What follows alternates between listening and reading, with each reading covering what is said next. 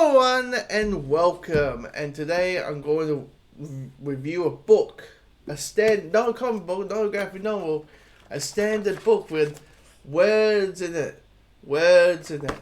I am a huge, just a little bit, maybe a tiny little bit, huge, James Bond fan. Big fan of the films. Played the games. I had like the Watch of the Love PSP version. I had Double Seven Legends. Like, Samuel is my favorite Bond movie of the franchise. Pierce Brosnan's my favorite Bond actor. Love Living Daylights. Love GoldenEye. Love, Doctor No and on Her Majesty's Secret Service. Spy Me is hit or miss. Sometimes I like it. Sometimes I don't. Depends on the day. Sometimes I think it's overrated. Sometimes I think it's not. say that as you will. But I never really dived into Legally Bond. I never dived into the roots of the character. And so a couple years ago, I bought this book. And I never started to read it. I never picked it up. I bought it, but never decided to read it. I think because I was a little bit daunted by the pages. I think because I got dyslexia, and unknowingly I just oh yeah, I'll read it, and then just went that. Just went over there. But about a couple weeks ago, I went, stuff it, I'm reading this. Also, I'm writing my own spy thing right now, so naturally I'm really diving into the spy genre, heavily with full force. So I'm decided to finally read it. And this is a really good book. This is really solid. The story is, it picks up right after the events of Man the Golden Gun, which is Ian Fleming's final Bond book, who, if you don't know who Ian Fleming is, the original James Bond author, and he died in 1964. And the final book was Man the Golden Gun. And in Man the Golden Gun, Bond is captured by the Soviet Union, the Russians. He is brainwashed by them and sent back to England to kill M, and fails to do so. And finds a way to snap him out of it, and Bond goes to Jamaica to hunt down Scaramanga, the man with the golden gun. And this picks up a couple months, or number of months after the events of that book. And this clearly feels like, definitely when those final couple of pages of the book happened, this felt like the send-off of Fleming's Bond. This is kind of saying, let's give this version of this character a proper ending. Because it ended quite abrupt. Let's give this Bond one last mission. And have this mission be maybe a simple mission on the surface, but because of it, you get to dive into a lot of character stuff. You get a lot of reflection stuff in this book. It's essentially this. He's reflecting. This Bond has lived through all of the Fleming books. He has gone through the events of A Scene Where Literally Died, Moonraker, Diamonds on Forever, Form What's Still Love, Dr. No, Goldfinger, Four Eyes Only, Thunderbolt, The Spy Love Me, The All American Secret Service, Live Twice, The Man Going Gun, Ultra Pushing, and The Living Daylights. He has lived all through those events. And he's basically saying to himself, this is a young man's game. My luck is going to run out soon. And he's reflecting. He's reflecting all the big bads that he killed, Sheaf and Scaramanga and Mr. Big and Hugo Drax and Blofeld.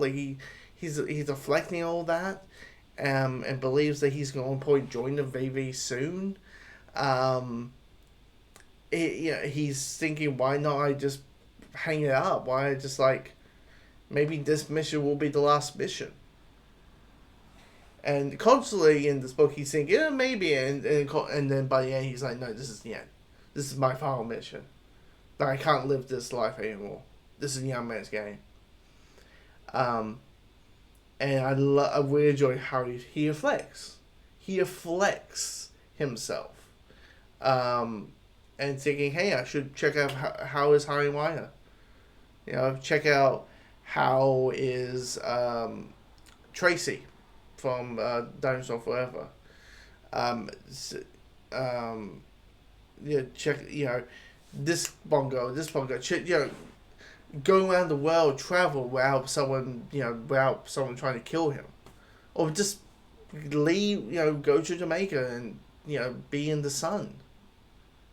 It just felt, he's just reflecting his whole life and thinking, what's the end game now? What's the end game of this life? I really enjoy it. Because it adds character. It kind of gives you, it adds experience. It being like let's say the 15th Avenger or the 17th, 18th Avenger of this Bond, it gives him a sense to, it gives experience and has him grow, and I really appreciate it. There's a love story in this, wisely as well, but I'll talk about that a little bit later. But let's talk about the actual plot. Now, the plot is, as I said, several months after the Man with the Golden Gun, M has learned that there is a possibility of Spectre 2.0 or Smurfs 2.0, and he asks Bond to go back to Russia because there's some link, and is all linked to the Soviet Union. It's all linked to them, and some event is happening in Berlin. And so they basically saying, James, go back to Russia. Let them believe that you killed me, and find out who is evolved. Let's cut the head off before it forms. Who is evolving this new organization? And you might find out when you're in Berlin. You might not, but during this time, you are going to need to convince these guys that you did what you did and you believe in their cause and all that. And it's basically, that's the whole book, because this whole book is split in 3 halves, right? Part 1 is the introduction of the mission. Then you got the mission itself in part 2, all set in Moscow. And then part 3 is kind of the conclusion of the mission, all in Berlin. And the Russian aspect of things picks it going and gives you a sense of world building also towards this book. There's a sense of world building attached to it, because it's showcasing what type of life or what type of world Soviet Russia was, and how messed up it was. Like the bongo in this, Tatia, not Tatia, Kayla, anyway, a bongo, who is the scientist. She works for the Soviet Union. She's part of the scientists, but because of her beauty, because of her looks. And by the way, the description on her beauty and how ideally beautiful she's meant to be, it's like, well, I'm reading this description. This is a heavy on the description side of things, but she's designed to assist James. He is assist to help Bond and to get to know Bond and have him, and make him and go and report back to the Soviet if she believes that if he's lying, that he believes in the Russian cause or not. Because constantly in this book, Bond's being questioned. does he believe? Some people believe, some Russians, some Soviet Union, mainly our main villain, General Boris, believe that Bond says what he says he is. Meanwhile, there's some people in the Soviet Union believes that Bond is bullshitting, which of course we all know as audience, us as readers, that he is bullshitting. But it all comes down to, can he evince these other members?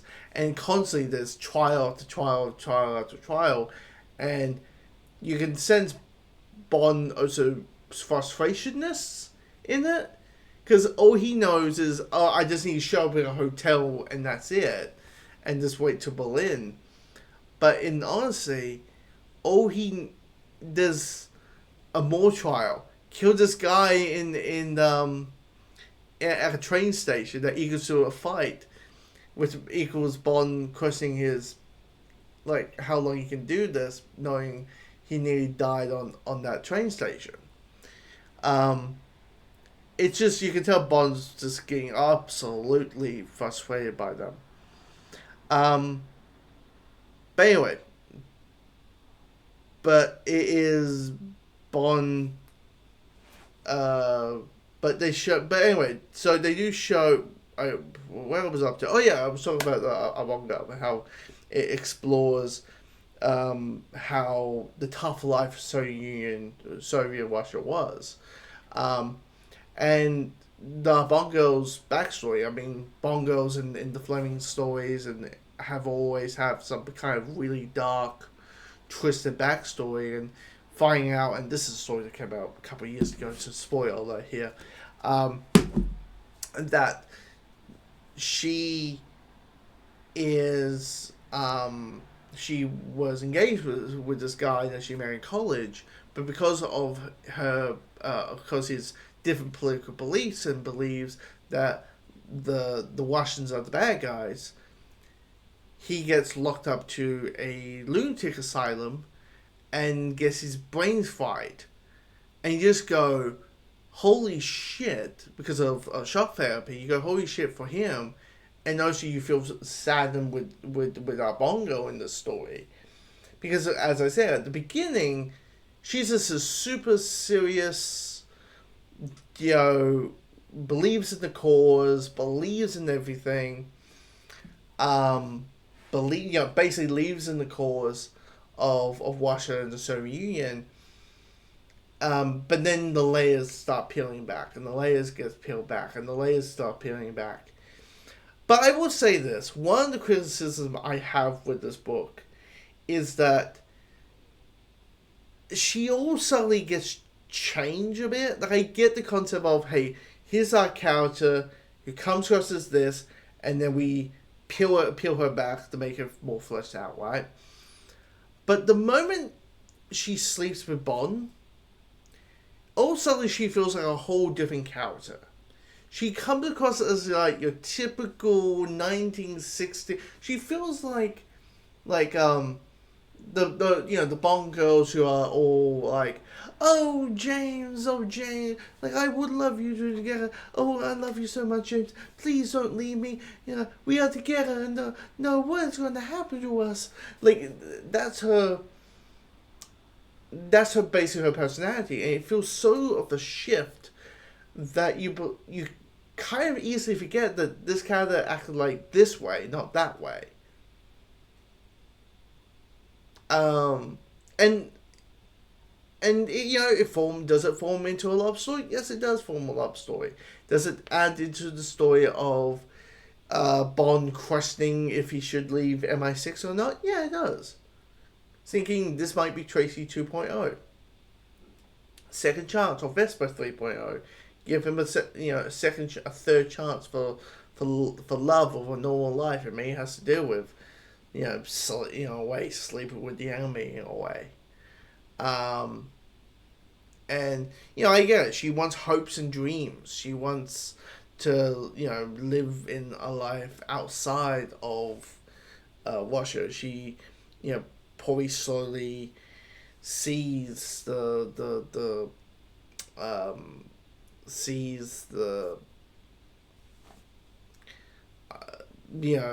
probably sees the toxicity that her country lives in, and wants to explore different. Oh, yeah, essentially, she is an explorer. She wants to explore the world and wants to see different cultures and side of those things. And I get the one. The author wanted to give her those type of layers, but at the end of the day, it did felt like she just shift into maybe your more typical Bond girl that you probably will see in the Connery films or something along those lines. Like I feel like, she falls into like Tatiana. Yeah, from the Spy in Love, not Spy in Love, from Falling Your Wash Over Love, and that. So that's what I find. That's my one criticism. I just felt like if our Bond girl was a little bit more consistent with this. Now, how it ends, like there's a big shock, like in like the final chapter for part 2, but then the second last chapter happens, and I go, what? Could you not leave this character alive? Spoiler alert, she gets gunned down by a bunch of like soldiers. She's like literally, she is like mafia-ized. She is like having bullets shooting at her left, right, and center, and you just go, what did I just read? And then the final chapter happens, and the last page makes you want to go, did the author did what I think he did? And then you slowly realize, you can be oblivious. Because the events that happened in part 3 of the novel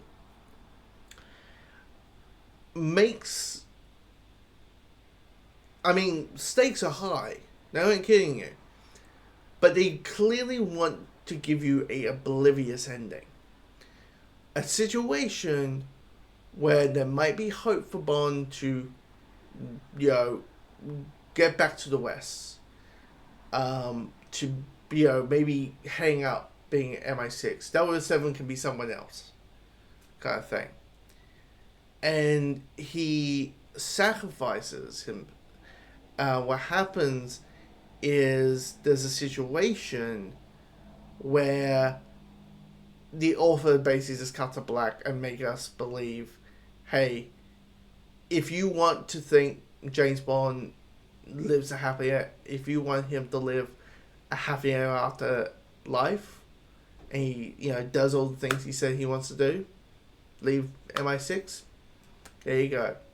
If you think, if you believe he got shot and got gunned down by military forces, you can think that as well. It's such a oblivious ending. It's a bleak ending. I had to read the final words. Like seriously, let me fucking hell. Spoiler. Let me read the ending here.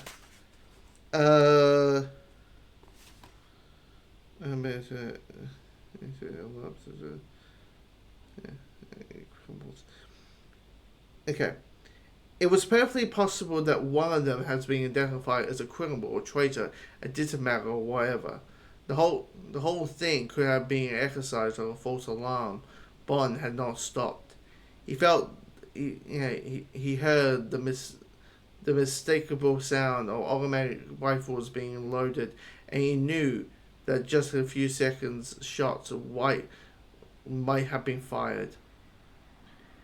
He could almost feel the bullets tearing into his back. He saw himself stretch out, face down onto the asphalt. It might not be him. It might be someone else. Bond didn't care. He had made up his mind. He kept walking, and that's how it ends. And it's just like, wow, that's an ending.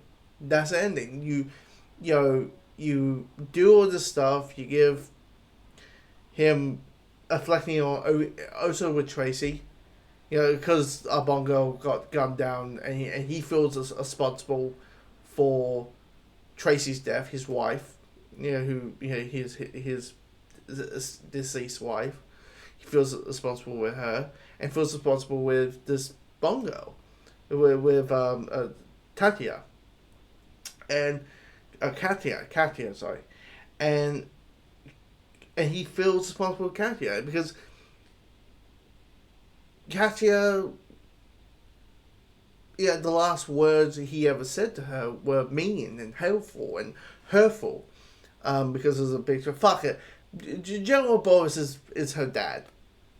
The end. That's the big, you know, and because it's fuck you, you're the seed of the man who tortured me, and you're the, you know, who brainwashed me and did all these terrible things to me. Fuck you. I don't want to deal with you anymore. And knowing that's the final thing that she's going to know from him, he feels most responsible. So, and it's the final thing that says to him, "Fuck this life. Yeah, I'm done. I'm done with the MI6 stuff. Done being 007. I'm going to live. I'm just going to drink my martinis at Jamaica for now on, you know." And that's what this book is. It's really well put together.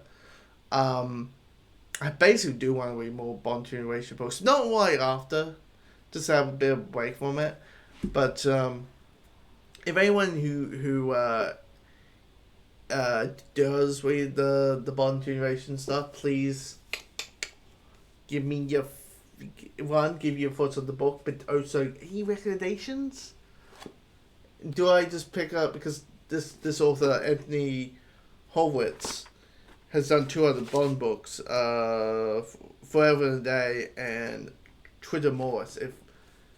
If they're the same level of this, please tell me. I'll pick them up. Or if you want me to say, hey, you know, pick Colonel Sun or the Union Trilogy or on his American Secret Service, maybe pick that one. That's one a bit short. But anyway, but yeah, I enjoy it. I really enjoy this one. I would also, if you know, maybe fans of the book, so I would say this is more of a spy thriller than a spy action. It's 2 action sequences in the entire thing. So, and one's is a fight. So take that as you will. So yeah, this is a really with Mind to Kill. Recommend it. Don't need to know anything about the Fleming stuff. You just need to know. They give you enough. I think they give you enough detail in the back, because they give you even the tell you what happened, not just in Man of God and Gun, but also you're in the Tri-Series. They give you enough. Yeah. Anyway, comment below if you read the book. Let me know your thoughts. And yeah, I'm curious what I'm going to read next after this one's all done.